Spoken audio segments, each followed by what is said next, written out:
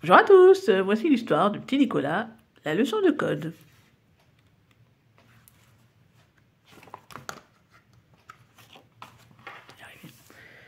Les enfants, aujourd'hui le programme va être un peu chamboulé, annonce la maîtresse. Agnon, tu vas devoir faire ton exposé une autre fois.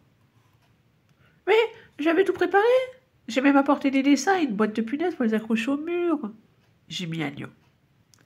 Mais ces jérémiades sont interrompues par le directeur qui pénètre dans la classe, accompagné d'un policier moustachu. Rufus, c'est ton père, souffle Nicolas. Tu savais qu'il allait venir? Même pas, dit Rufus les yeux roux. Dans le cadre de la prévention routière, monsieur l'agent de police va vous donner une leçon de code, explique le directeur. Je suis là pour répondre à toutes vos questions, mes petits, ajoute le père de Rufus, sûr de lui. Et aussitôt, une avalanche de questions lui tombe sur le képi. Monsieur, est-ce que vous avez déjà arrêté des voleurs? Crie Eudes. Et comment on fait pour avoir un costume d'agent? Demande Nicolas. C'est vrai que quand on vole un œuf, on vole un bœuf? Braille Alceste.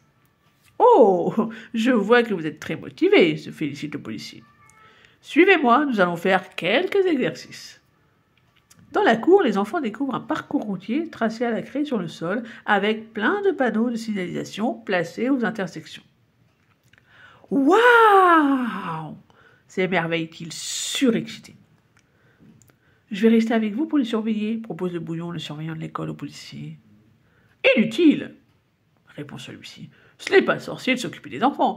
Et puis, dans la police, nous savons gérer toutes les situations. Le père de Rufus s'avance vers un feu de signalisation posé sur le parcours. Pour traverser dans les clous en toute sécurité, il faut toujours attendre que le feu soit rouge pour les automobilistes. Et aussitôt, les questions des enfants fusent. « Mais monsieur, quand on court après un voleur et que le feu est vert, on est obligé de s'arrêter? Et si on roule sur les clous, est-ce que les pneus éclatent ?»« Non, seulement, une question à la fois, » répond le policier. « Alors, ces clous-là, on peut rouler dessus sans risque et en ce qui concerne le voleur... Et il s'arrête de parler, ne sachant que répondre à ces questions farfelues. Derrière lui, le bouillon se met à glousser. Passons au deuxième exercice. Ceci est un carrefour, reprend le policier en désignant un endroit du parcours. Mon père, il dit que c'est dangereux, les carrefours. C'est pour ça qu'il faut les traverser à toute vitesse, lâche Eudes. Non! Non, s'affole le policier. Il faut rouler doucement en respectant la priorité à droite. Le bouillon glousse de plus belle. Le papa de Rufus lui lance un regard agacé et reprend. Bon, passons à la pratique. Je suis sûr que monsieur Dubon, votre surveillant, se fera une joie de vous distribuer vos vélos. Le bouillon retrouve aussitôt son sérieux et fait les gros yeux. Je veux que la distribution se fasse dans le calme. C'est compris? Sans l'écouter, les garçons se ruent vers le hangar à vélo en se chamaillant pour savoir celui qui aura le plus beau. Bon, puisque c'est ainsi, c'est moi qui fais la distribution, se fâche le bouillon. Les enfants se placent à la queue leu et le bouillon tend un vélo à chacun. Mais quand le tour de Nicolas arrive, il n'en reste plus. Comment je vais faire, monsieur? Pleurniche Nicolas.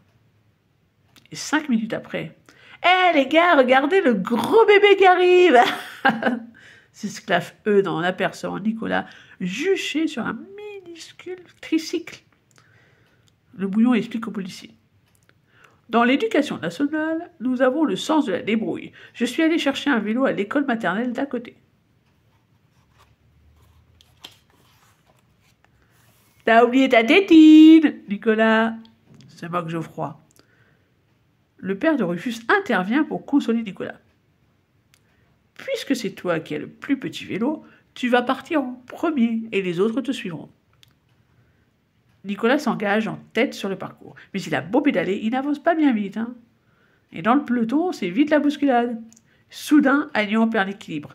Ah! Fait le garçon en s'étalant par terre. Ploc, plic, plac. fait sa boîte de punaises en glissant de sa poche et en se déversant sur le sol. Et fait le pneu du vélo de Clotaire qui arrive juste derrière.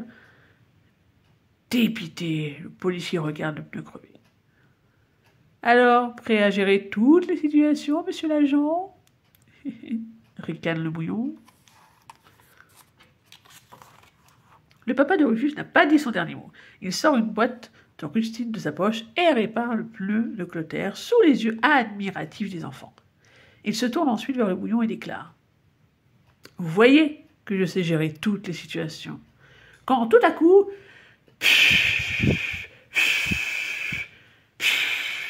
le policier se retourne et découvre avec stupeur Eudes, Geoffroy et Maxence une punaise à la main. Ils viennent de crever eux-mêmes le pneu de leur vélo. « Eh, nous aussi on peut avoir une chouette rustine, monsieur l'agent ?» demande-t-il la bouche en cœur. Lorsque, une demi-heure plus tard, le policier a enfin réparé tous les vélos et s'apprête à reprendre la leçon, le ciel s'est assombri de gros nuages. Floc, flic, flac. La pluie commence à tomber. « Tous à l'abri !» ordonne le bouillon. Les garçons courent se réfugier à l'intérieur de l'école. Déçu, le père de Rufus reste tout seul dans la cour sous la pluie battante. Mais quand il regagne la classe, le policier a de nouveau trouvé une solution. « Nous allons continuer la leçon à l'intérieur, » annonce-t-il. Et le bouillon écarquille des yeux. « Oh, je ne suis pas sûr que ce soit une bonne idée, monsieur l'agent. » Le père de Rufus installe un nouveau parcours dans le couloir et la classe. Les garçons se mettent à pédaler entre les bancs et les tables. « Ah, tout se passe comme sur des roulettes !» se réjouit le policier. À peine a-t-il fini sa phrase qu'un cri s'élève derrière son dos. « Hé, sale cafard, c'est moi qui ai la priorité !» Le policier accourt et trouve Clotaire en train de se battre avec Agnon. Les enfants, la politesse fait partie aussi du code de la route. C'est alors que lui passe en trombe sous le nez en hurlant. « Le premier qui me coupe le passage, je lui mets mon poing sur le nez !» Pendant ce temps, une autre bagarre éclate dans le couloir. « Allez, Alceste, avance, tu ne vois pas que le feu est vert ?» râle Nicolas. « Attends, je n'ai pas fini ma tartine. »« Tant pis, je te double !» s'énerve Nicolas en déboîtant. Et il roule sur les pieds du policier venu voir ce qui se passait. Alerté par le bruit, le directeur apparaît. « Qu'est-ce que c'est que ce raffut ?»« Ne vous inquiétez pas, » répond le policier. « Je contrôle la situation. » Mais un nouveau cri retentit derrière eux. « Poussez-vous! Vous êtes au milieu du carrefour !» hurle Clotaire lancé à fond sur son vélo. Et pour éviter de rouler sur le directeur, Clotaire fait un écart et percute de plein fouet une étagère. Le pot de fleurs posé dessus se fracasse sur le sol. Le directeur lance un regard noir au policier et décrète. « Vous ne contrôlez rien du tout. La leçon est terminée. » Le bouillon raccompagne le père de Rufus jusqu'au portail de l'école. En 20 ans de carrière, je n'avais jamais vu ça, soupire le policier, complètement abattu. Eh oui, surveiller des enfants, c'est plus dur que d'arrêter des bandits, ricane le bouillon. Et à côté d'eux, Nicolas et ses copains bavardent eux aussi sur le trottoir. Oh, elle était drôlement réussie cette leçon de code, remarque Eudes. Ouais, tu as de la chance d'avoir un papa avec qui on s'amuse autant, dit Clotaire. Tout fier, Rufus se rengorge, puis il propose.